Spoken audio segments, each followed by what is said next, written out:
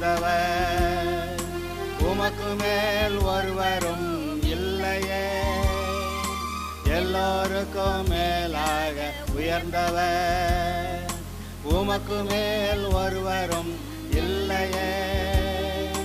அல்லேலூயா, அல்லேலூயா, அல்லேலூயா, ஆமென். அல்லேலூயா, அல்லேலூயா, அல்லேலூயா, ஆமென். ஒருவரால் சிருஷ்டிக்கப்படாமலே தாமாக என்றென்றும் இருப்பவர், ஒருவரால் சிருஷ்டிக்கப்படாமலே தாமாக என்றென்றும் இருப்பவர். அல்லேலூயா, அல்லேலூயா. இயேசுடைய சிலுவை பாடுகள், இரத்தம் சிந்துதல், மரணம், உயிர்த்தெழுதல் பற்றி அதோடைய விசேஷங்கள் என்னவென்று படித்து கொண்டிருக்கிறோம். நான் சொன்னேன், இந்த இயேசுடைய சிலுவை பாடுகளையும் மரணத்தையும் உயிர்த்தெழுதலையும் நீங்கள் எடுத்துட்டிங்கன்னா அங்கே கிறிஸ்டியானிட்டியே இருக்காது. பைபிள்லேருந்து இயேசுடைய மரணத்தையும் உயிர்த்தெழுதலையும் எடுத்துட்டிங்கன்னா பைபிள் ஒன்றும் இல்லாத சாதா புஸ்தகம் ஆயிரும்.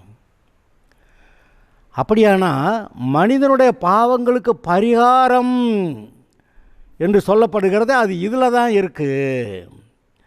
மனிதனுடைய பாவ மன்னிப்பும் அவனுடைய ரட்சிப்பும் இதன் அடிப்படையிலே இருக்கிறது என்பது தானே அங்கே விஷயம். ஆதலால் இயேசுடைய மரணமும் இரத்தம் சிந்துதலும் உயிர்த்தெழுதலும் மிக முக்கியமானவை. ஆதலால் இதை பற்றி படித்து கொண்டிருக்கிறோம். அங்கே ரத்தம் சிந்துதல் இல்லாமல் பாவ மன்னிப்பு உண்டாகாது அப்படின்னு சொன்னோம். 7 இடங்களில் அவர் ரத்தம் சிந்தினார். பழைய ஏற்பாட்டு அந்த ஆராதனை முறைமையில் அந்த பிரதான ஆசாரியன் பலி செலுத்தப்பட்ட ஆட்டோடைய ரத்தத்தை எடுத்து மகா பரிசுத்த ஸ்தலத்துக்குள்ளே போய் அங்கே இருக்க கர்த்தருடைய பெட்டி இருந்ததே, பெட்டிக்குள்ளே நியாயப்பிரமாணம் இருந்தது, அந்த மண்ணா வைக்கப்பட்ட பாத்திரம் இருந்தது, ஆரோனுடைய துளிர்த்த கோல் இருந்தது. அதை மூடி வச்சு கிருபாசனம் இருந்தது. கிருபாசனம் தான் தேவன் வீற்றிருக்கிற சிங்காசனம். அந்த கிருபாசனத்தின் மேல் இந்த ஆசாரியன் 7 முறை இரத்தத்தை தெளிக்க வேண்டும். அப்படி 7 முறை இரத்தத்தை தெளிக்கிறது தான் இயேசுவானவர் சிலுவையில் அங்கே 7 இடங்களில் ரத்தம் சிந்தியது. அது எங்கே? கெத்செமனே தோட்டத்தில் அவர் வியாகுலத்தோடு ஜெபம் பண்ண போது வெறும் வியர்வை இரத்தத்தின் பெருந்துளிகளாய் விழுந்தது. நம்பர் 1. நம்பர் 2, அவருடைய தாடியை பிடுங்கினார்கள். இது ஏசாயா 50வது அதிகாரத்தில் தீர்க்க தரிசனமாக எழுதப்பட்டிருக்கிற வசனம். அப்பொழுது ரத்தம் வந்திருக்கும் அல்லவா. அடுத்து அந்த சங்கீதம் 129ல் என் சிறுவயது தொடங்கி என்னை நெருக்கினார்கள், ஆனால் என்னை மேற்கொள்ளாமல் போனார்கள். என் முதுகெல்லாம் உழுதார்கள், உழுது படைசால்களை நீளமாக்கினார்கள் என்று எழுதியிருக்கிறதே. இயேசுவானவரை அங்கே சிலுவைக்கு போகிறதுக்கு முன்பாக மரத்திலே கட்டி வைத்து சவுக்கால் அடித்தபோது அந்த கொக்கிகளில் அந்த மாம்சத்தை கிழித்து கொண்டு வருமாமே, அடிக்க அடிக்க அடிக்க அடிக்க அந்த காயங்கள் ஒன்றோட ஒன்று இணைஞ்சு கடைசிக்கு முதுகு முழுவதுமே ஒரே காயமாயிற்று என்று பார்க்குறோமே. அப்படியானா முதுகெல்லாம் உழுதார்கள் என்று அங்கே சங்கீதம் 129 எழுதியிருக்கிறது அப்படியே நிறைவே இருக்கிறது அல்லவா. அது 3வது தடவை. தலையிலே முள்ளாலான கிரீடத்தை செய்து வைத்து அடித்தார்களாமே, தலையிலிருந்தால் ரத்தம் வழிந்தது. 4வது இடம். பிறகு கைகளை ஆணிகளால் அறைந்தார்கள். 5. கால்களை அறைந்தார்கள். 6. கடைசியில் ஒருவன் ஈட்டியால் விழாவிலே குத்தினான். அது 7. 7 இடங்களிலே இயேசுவானவர் ரத்தம் சிந்துவார் என்பது தீர்க்க தரிசனமாக பழைய ஏற்பாட்டிலே அந்த ஆசரிப்பு கூட ஆராதனை முறைமையிலே சொல்லப்பட்டிருந்தது. அந்த ஆசரிப்பு கூடாரத்தை பார்த்தாவே ஒரு மனிதன் எப்படி ரட்சிக்கப்பட வேண்டும் என்று காட்டுகிற அமைப்பு அங்கே இருந்தது. மனிதனுக்காக பலி செலுத்தப்படுகிற ஒரு ஆடு வர வேண்டும். அந்த ஆட்டை கொண்டு வந்தவன் தலையிலே கை வைக்க வேண்டும். அப்பொழுது இவனுடைய பாவமெல்லாம் அங்கே சாபமெல்லாம் அங்கே போகுது ஆட்டு மேலே. அந்த ஆடு பாவம் செய்யாத ஆடு, பழுதற்ற ஆடு, ஒரு குறைவும் இல்லாத ஆடு, அது நீதி, அது பாவம் செய்யலை, அது நீதியான ஆடு. அந்த ஆட்டோடைய நீதி பரிசுத்தமெல்லாம் இவனுக்கு வருகிறது.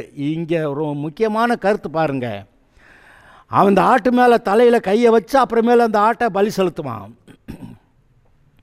இங்கே இயேசுவானவர் உலகத்தாருடைய பாவத்தையெல்லாம் சிலுவையிலே தன்மையில் ஏற்றுக்கொண்டு வனாந்தரத்திலே மோசே உயர்த்தின வெண்கல சர்ப்பத்துக்கு ஒப்பாக சர்ப்பம் போல தோற்றமளித்தார். பார்க்க சிலுவையில் அந்த அவ்வளவு அவருடைய முகம் அவ்வளவு அந்த கேடு அடைந்தபடியாலே அப்படின்னு எழுதியிருக்கு.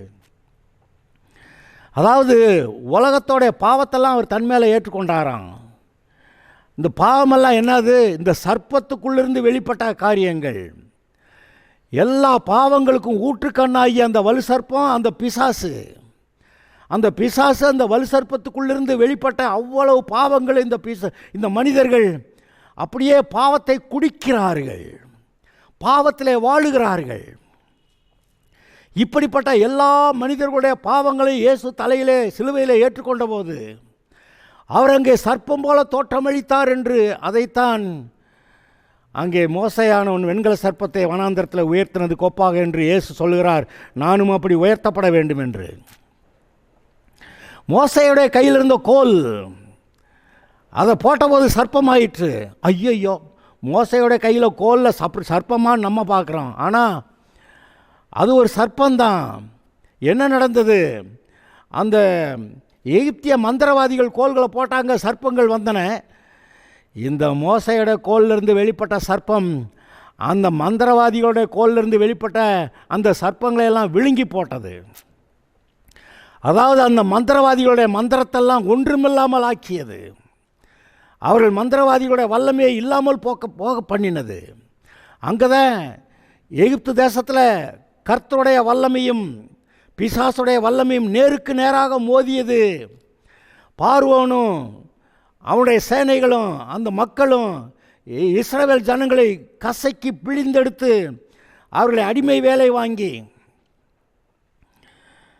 அவ்வளவு பாடுபடுத்தினார்களே. பித்தோம், ராமசேஸ் என்ற 2 பண்டகசாலை பட்டணங்களை இந்த இஸ்ரவேலருடைய வேலையினாலே அவன் கட்டினான் என்று நாம் வாசிக்கிறோம். பெரிய பண்டகசாலை பட்டணங்கள், அதையெல்லாம் இஸ்ரவேலர் அடிமைத்தனத்திலிருந்து கட்டியவைகள். அவர்களை கசக்கி பிழிந்தெடுத்தானே. அப்படி பிசாசானவன் பார்வோன் இஸ்ரவேல் ஜனங்களை, கர்த்தருடைய ஜனங்களை கசக்கி பிழிந்தெடுத்த போது, அப்பொழுது தேவன் தம்முடைய மனுஷனை அனுப்புகிறார். வெறுமன அல்ல, ஒரு கோலோடு. அந்த கோல் சர்ப்பமாய் மாறுகிறது. என்னது? இயேசுவானவர் உலகத்தாருடைய பாவத்தையெல்லாம் தன்மேல் ஏற்றுக்கொண்டு வெண்கல சர்ப்பம் போல அங்கே அதெல்லாம் சுமந்து அந்த தண்டனையில் ஏற்றுக்கொண்டிருந்தார் என்று அதற்கு அடையாளமாக மோசையுடைய கையிலே அந்த கோல் சென்றது. அந்த சர்ப்பமானது அந்த எகிப்தோடைய மந்திரவாதிகள் எல்லாருடைய அந்த மந்திரக்கோள்களை விழுங்கி போட்டது. அவர்களுக்கு மந்திரக்கோள் இல்லாமல் போய்விட்டது. அங்கே எகிப்து தேசத்திலே பெரிய ஆவிக்குரிய யுத்தம் நடந்ததை நீங்கள் கவனிக்கவில்லையா? அங்கே மோசே போனால் அந்த வாதம் இந்த வாதம் வந்துச்சு. கடைசியில் அந்த பார்வோனுடைய தலைச்சன் செத்து போயிட்டான். அதனால் அவங்கெல்லாம் போக சொல்லிட்டாங்க. இது என்னங்க இது? ஆனால் இதன் பின்னணியிலே தேவனுடைய சேனையும் பிசாசுடைய சேனையும் போராடியதை நீங்கள் பார்க்காமல் இருந்தால் ஆவிக்குரிய ரீதியில் நீங்கள் என்ன வளர்ந்திருக்கிறீர்கள்? நாம் ஆவிக்குரிய ரீதியில் வளர வேண்டும். அங்கே தேவனுடைய சேனை எது? மோசேயும் ஆரோனும் அவனோட கூட இருந்தவர்களும். இந்த இஸ்ரவேலரெல்லாம் கீழ்ப்படிந்தவர்களா? எந்த இடத்துலையும் அவங்க உண்மையாக கீழ்ப்படியலை. ஏதோ ஒரு அற்புதம் நடந்தவொன்னே ஆஹா ஹாஹா அப்படின்னு சத்தம் போடுவாங்க. அப்புறம் அவ்வளவுதான். அடுத்த பிரச்சனை வந்தவொடனே மோசையை கல்லெறியணும் அப்படி சொல்லுவாங்க. கர்த்தர் என்ன அப்படி செஞ்சு விட்டாருன்னு சொல்லுவாங்க. ஆனால் அருமையானவர்களே, அங்கே இஸ்ரவேலரை விடுவிக்க பார்வோன் தான் பிசாசு போல, எகிப்து தான் பாவம் போல. அந்த பார்வோனுடைய இந்த பாவத்தோடைய அடிமைத்தனத்தில் இருந்த ஜனங்களை தேவன் தம்முடைய சேனையை கொண்டு அனுப்பினார், விடுவித்தார். அங்கே கோல் ஒன்று சர்ப்பமாய் மாறின கோல், அதுதான் இயேசு வனாந்தரத்தில் உயர்த்தப்பட்ட வெண்கல சர்ப்பத்துக்கு ஒப்பாக இயேசுவானவர் உயர்த்தப்பட்டார். உலகத்தாருடைய பாவங்களை எல்லாம் தன்மேல் ஏற்றுக்கொண்ட போது சர்ப்பம் போல தோற்றமளித்தார் என்று நீங்கள் பாருங்கள். அப்படியாக நம்முடைய பாவங்களை எல்லாம் ஏற்றுக்கொண்டு அதற்கான தண்டனையை அவர் சுமந்தார். நமக்கு சமாதானத்தை உண்டு பண்ணும் ஆக்கினை தீர்ப்பு அவர் மேல் வந்தது. அவர் மயிர் கத்தரிக்கிறவனுக்கு முன்பாக சத்தமிடாதிருக்கிற ஆட்டை போல் இருந்தார். ஆம், அப்படியாக நமக்காக பாவத்துக்கு பரிகாரம் செய்தாரே, அதை நாம் நினைத்து பார்க்க வேண்டும். அப்படி அங்கே தலையிலே முள்முடி, ரத்தம் வழிந்தது, அவருடைய முகம் இவ்வளவாய் அந்த கேடு அடைந்தபடியால் அப்படின்னு சொல்லி ஏசாயா 52 கடைசியில் எழுதியிருக்கு. அவருடைய முகம் அவ்வளவு விகாரமாய் அவ்வளவு கோரமாய் மாறியது. அதற்கு மேலும் கோரமாய் மாறினதை மனிதர் யாரும் பார்க்க முடியல. ஏன்னா அங்கே எழுதியிருக்கிறது 6ஆம் மணி வேளை முதல் 9ஆம் மணி நேரம் வரையும் அந்தகாரம் சூழ்ந்தது. எந்த மனிதரும் அங்கே அவருடைய முகத்தை பார்க்க முடியாது. எவ்வளவு கோரமாய் மாறியது, எவ்வளவு பயங்கரமாய் மாறியது என்பதை பார்க்க முடியாது. ஆனால் அவர் அதை அங்கே வாதிக்கப்பட்டார், சகித்தார். நமக்காக நம்முடைய பாவங்களை சாபங்களை ஏற்றுக்கொண்டு சகித்தார். பாடுகள், வேதனைகள், அதாவது உலகத்தில் எத்தனை விதமான மரண தண்டனைகள் இருக்கின்றன. எலக்ட்ரிக் சேர், ஒரு சேரில் வச்சு எலக்ட்ரிசிட்டியை விட்டுருவாங்களாம், செத்து போயிடுவானா. அல்லது ஏதாவது ஒரு விஷத்தை கொடுத்து சாகடிச்சிருவாங்களாம். சிரச்சேதம் பண்ணுவாங்களே, சிரச்சேதம், சிரசு சேதம், தலையை வெட்டுறது, சிரச்சேதம் பண்ணுவார்களாம். கல்லெறிந்து கொள்ளுகிறதை பற்றி பைபிள் பேசுகிறது. இப்படி பலவிதமான நியாய தீர்ப்புகள், மரண தண்டனைகள் விதிக்கப்பட்டன. ஆனால் இயேசுவுக்கு வந்த மரண தண்டனை அது சிலுவை பாடுகள். உலகத்திலே இருக்கிற எல்லா மரண தண்டனைகளை பார்க்கலும் இந்த சிலுவையின் மரண தண்டனை மிகவும் கோரமானது.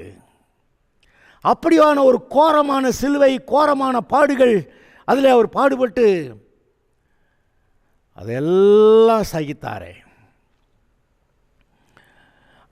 அந்த பாடுகள் மத்தியிலே கூட அவர் தம்முடைய வேலைகளை செய்து முடித்தார். பிதாவே, இவர்களுக்கு மன்னியும், தாங்கள் செய்கிறது என்னதென்று அறியாதிருக்கிறார்கள் என்று சொல்லி தன்னை சிலுவையில் அறைந்தவர்களுக்காக ஜெபம் பண்ணினார். அங்கே சிலுவையில் இன்னொருத்தன் கள்ளன் இருக்கான், அவன் மனம் திரும்பிட்டான். அவன் சேர்க்கிறான், நீர் உம்முடைய ராஜ்யத்தில் வரும்போது என்னை நினைத்து கொள்ளும்னு. அப்போ கர்த்தர் சொல்கிறாரு, இன்று நீ என்னோடு கூட பரதீசில் இருப்பாயின்னு. அங்கே இயேசுடைய தாய் அங்கே நிற்கிறாள். அப்போது தான் கூட இருந்து அவர்களுக்கு செய்ய வேண்டிய பொறுப்பான காரியங்களை செய்ய நான் முடியாதே, நான் போகிறேனே என்று சொல்லி யோவானை பார்த்து அதோ உன் தாய் என்று சொல்லி, மரியாளை பார்த்து அதோ உன் குமாரன் மகன் என்று சொல்லி அங்கே பொறுப்பை அங்கே ஒப்படைத்ததை நீங்கள் பார்க்கிறீர்கள். அது மாத்திரமல்ல, ஏலி ஏலி லாமா சபக்தானி என்று சொல்லி அங்கே ஏன் என்னை கைவிட்டீர் என்று, அதுவும் வேத வாக்கியங்களிலே தீர்க்க தரிசனமாக எழுதியிருக்கிறது. சங்கீதம் 22 அந்த வசனத்தையும் சொல்லி அந்த வேத வாக்கியம் நிறைவேறத்தக்கதாக அதையும் சொல்லுகிறார். அப்புறம் வேத வாக்கியம் நிறைவேறத்தக்கதாக தாகமாக இருக்கிறேன் என்று சொன்ன தாகம்தான், அது தாங்க முடியாமல் தான் கேட்குறாரு. அதில் வேத வாக்கியம் நிறைவேறுகிறது. தாகமாக இருக்கிறேன். கசப்பு கலந்த காடியை கொடுத்தார்கள், அப்பொழுது அதை அவர் ருசிக்கவில்லை. பிறகு சகிக்க வேண்டிய நேரமெல்லாம் சகித்தார். அவர் தன்னுடைய ஜீவனை கொடுக்கிற நேரம் வந்தது. அது நேரம் வரைக்கும் தாக்கு பிடித்தார். கடைசியில் எல்லாம் முடிந்தது என்று சொன்னார். நான் செய்ய வந்த வேலையை செய்து முடித்து விட்டேன் என்று சொன்னார். உங்களுடைய ரட்சிப்புக்காக அவர் செய்ய வேண்டிய வேலையெல்லாம் செய்து முடித்தேன் என்று சொல்லியிருக்கிறார் இல்லையா? பாக்கி எதுவும் வச்சாரா? பாக்கி எதுவும் வச்சுருந்தாக்கா அவர் எல்லாம் முடிந்ததுன்னு சொல்லியிருக்க முடியாது. எல்லாம் முடிந்தது என்று சொன்னார். அது மாத்திரமல்ல, கடைசியில் தன்னுடைய ஆவியை பிதாவுடைய கைகளில் ஒப்படைக்கிறார். நான் இந்த பிரதிஷ்டை செய்வோம் பார்த்தீங்களா, வீடு பிரதிஷ்டைன்னா, இந்த வீடு கர்த்தாவே இது உமக்கு சொந்தம், நீர் உமக்கு சொந்தமான வீட்டில் நாங்கள் தங்கி இருக்கட்டும், இந்த வீட்டில் பிசாசுக்கெல்லாம் எந்த இடமும் கிடையாது. சிலர் சொல்லுவாங்க இந்த ஜன்னல் வழியாக பூந்து அந்த வீட்டு கதவு வழியாக போகுது ஒன்று அப்படிம்பாங்க. ஆனால் நாம் போய் வீட்டை பிரதிஷ்டை பண்ணும்போது கர்த்தாவே இது உமக்கு சொந்தம்னு சொல்கிறான். எந்த பிசாசு எந்த ஜன்னல் வழியாகவும் போக முடியாது, எந்த கதவு வழியாக வெளியே போக முடியாது. அதுபோல் நீங்கள் உங்களை கர்த்தருக்கு பரிசுத்தம்னு நீங்கள் பிரதிஷ்டை பண்ணுறீங்க, அதான் ஞானஸ்நானம். அப்போ இந்த பிசாசு இங்கே போதும் அங்கிட்டு போதெல்லாம் முடியாது. ஏன்னா உங்களுக்காக உங்களுடைய ரட்சிப்புக்காக எல்லாவற்றையும் செய்து முடிந்தது என்று சொல்லி தன்னையும் பிதாவுடைய கைகளிலே பிதாவே ஆவியை ஒப்பு கொடுக்குறேன்னு சொல்லி ஒப்பு கொடுத்ததுனால நமக்கான பரிகார கிரியைகளை பூரணமாய் செய்து முடித்து தன்னையும் பிதாவிடத்தில் ஒப்படைத்ததினாலே 3வது நாள் தேவன் குமாரனை எழுப்ப முடிந்தது. ஒருவேளை இயேசு ஏதாவது ஒரு இடத்துல ஒரு பாவம் செஞ்சுருந்தா மனிதனுடைய பாவங்களுக்கு பரிகாரம் செய்ய அவருக்கு தகுதி இருந்திருக்குமா?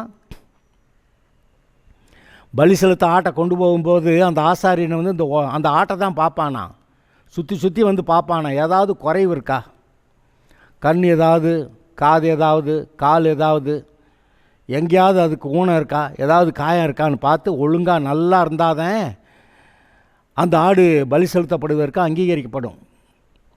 அதுபோல் இயேசுவானவர் ஒரு குறைவும் இல்லாமல் அங்கே போனாதான் மனிதனுடைய பாவங்களுக்கு பரிகாரம் செய்ய அவர் தகுதியுள்ளவராக இருப்பார். அப்படி ஒரு பாவமும் செய்யாமல் இருந்தால் தான் மனுஷனுடைய பாவங்களுக்கு பரிகாரம் செய்ய தகுதி. இவர் ஏதாவது ஒன்று செஞ்சிருந்தா 3வது நாள் பிதாவாகிய தேவன் இவரை பாதாளத்திலிருந்து எழுப்பி உயிரோட கொண்டு போக முடியுமா? கொண்டு போக முடியாது. ஆனால் 3வது நாள் மரணம் அவரை கட்டி வைக்க முடியாது இருந்தது, பாதாளம் அவரை பிடித்து வைக்க முடியாது இருந்தது. பிதாவாகிய தேவன் வந்து அவரை உயிரோட எழுப்பினார். அவர் உயிரோடு எழுந்து சிறைப்பட்டவரை தமக்கு சிறையாக்கி கொண்டு பரலோகத்துக்கு போனார் என்று எழுதியிருக்கிறது. அப்படியானால் சிலுவைக்கு போகும்போது எப்பேற்பட்ட தன்னை ஒழுங்காக கர்த்தர்க்கென்று பரிசுத்தமாக பழுதற்ற தேவ ஆட்டுக்குட்டியாக காத்துக்கொண்டு அவர் சிலுவைக்கு போனார் என்பதை நினைத்து பாருங்கள். முடிந்தது என்று சொன்னபோது எப்படி அதை முடித்தார் என்று பாருங்கள். என் ஆவியை இடத்துல ஒப்புவிக்கிறேன் என்ற போது தன்னையும் அவரிடத்தில் ஒப்புவித்ததை நினைத்து பாருங்கள். எல்லாம் முடிந்தது. இன்று நம்முடைய பாவங்களுக்கு பரிகாரம் பூரணமாய் செய்யப்பட்டிருக்கிறது. 199 இல்லை, 1999 இல்லை, 1000 100 நம்முடைய பாவங்களுக்கு பரிகாரம் செய்யப்பட்ட ஆயிற்று. அவர் ஏதோ கொஞ்சம் குறைச்சி விட்டாருங்க, அதனால் நான் கொஞ்சம் பாடுபடுறேன் இல்லை. இது அவர் பாடுபட்டு நமக்கு ஒரு வழியை ஆயத்தப்படுத்தினது போல் அவர் பாடுபட்டதை நம்ம பட முடியாது. ஆனால் நாம் அவருடைய பாடுகளில் கொஞ்சம் அதுபோல் கொஞ்சத்தை அனுபவித்து நம்முடைய கிறிஸ்தவ வாழ்க்கையில் முன்னேறுறோம், அவ்வளவுதான். அப்படி இயேசுவானவர் அப்படி பாடுகளை பட்டதுனால ஒரு அற்புதமான காரியம் ஒன்று எழுதியிருக்கிறது. இயேசுவானவர் சிலுவையிலே ஜீவனை கொடுத்தபோது என்ன நடந்ததுன்னு எழுதியிருக்கு. நான் வேணால் ஒரு சுவிசேஷத்தில் அதை உங்களுக்கு வாசித்து காட்டவா? மத்தேயு சுவிசேஷம் 27வது அதிகாரம் 50வது 51வது வசனத்தை வாசிக்கிறேன். இயேசு மறுபடியும் மகா சத்தமாய் கூப்பிட்டு ஆவியை விட்டார். என்னது கடைசி நேரம் சிலுவையில் அவர் மகா சத்தமாய் கூப்பிட்டு, மகா சத்தமானா கர்த்தாவே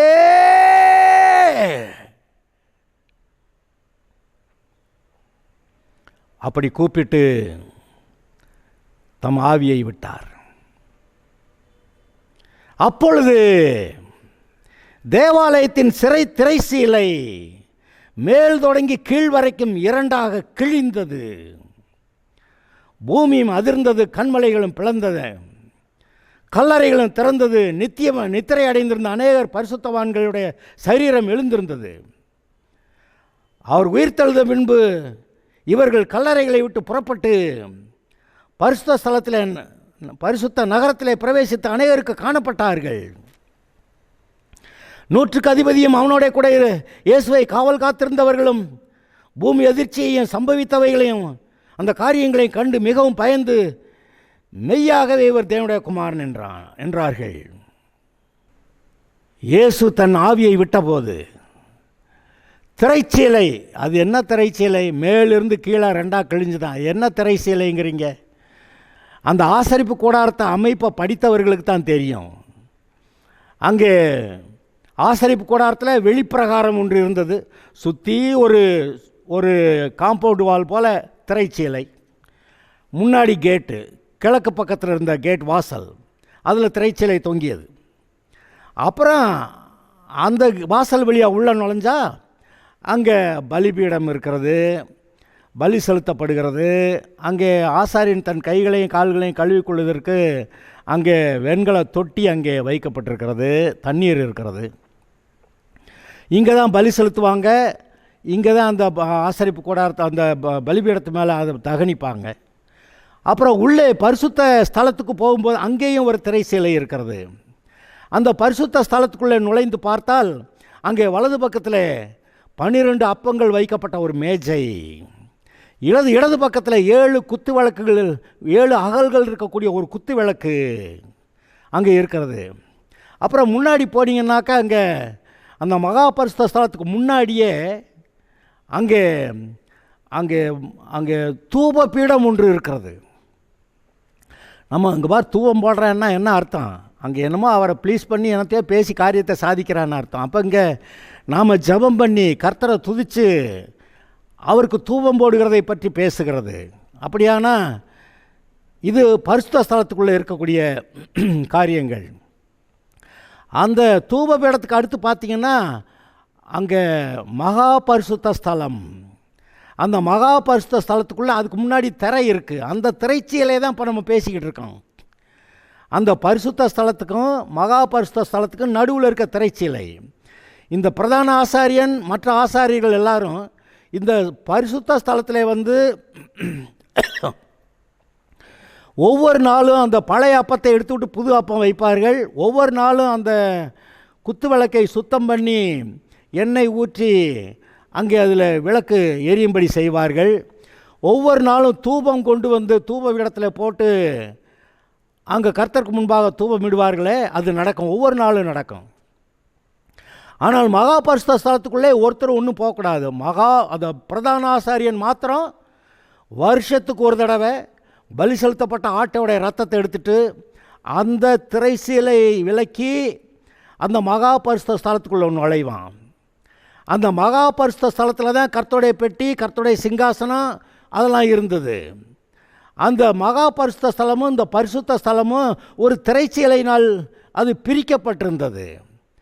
எல்லாரும் பரிசுத்த ஸ்தலம் வரைக்கும் வரலாம். எல்லாரும்னா என்ன? ஆசாரியர்கள் வரலாம். கண்டாலெல்லாம் அங்கே நுழைய முடியாது. அங்கே ஆசாரியன் மட்டும் நுழைவான். ஒவ்வொரு நாளும் அந்த புதிதாக அப்பம் வைக்கிறது, குத்து விளக்கெல்லாம் சுத்தம் பண்ணி எண்ணெய் ஊற்றி அதை எரிய விடுறது, அங்கே தூப இடத்துல தூபம் போடுறது. ஒருத்தரான மகா பரிசுத்த ஸ்தலத்துக்குள்ளே இஷ்டத்துக்கு நுழைய முடியாது. நுழைஞ்சா செத்து போயிடுவான்னு கர்த்தர் சொல்லியிருக்கிறாரு. ஆனால் வருஷத்துக்கு ஒரு முறை எல்லா காரியங்களையும் சரியாய் செய்து ரத்தத்தை எடுத்து அந்த திரைச்சீலை விலக்கி உள்ளே போய் 7 தடவை ரத்தத்தை தெளித்து விட்டு இவன் திரும்பி வெளியே வரணும். அப்போ மகா பரிசுத்த ஸ்தலத்தையும், அதாவது கர்த்தர் வீட்டிருக்கிற வாசம் பண்ணுகிற இடம், அதையும் இந்த பரிசுத்த ஸ்தலத்தையும் பிரிக்கக்கூடிய இந்த திரைச்சீலை. என்ன நடந்தது? கர்த்தர் தம்முடைய இயேசு தன்னுடைய ஆவியை விட்டபோது என்ன நடந்ததுன்னு நினைக்கிறீங்க?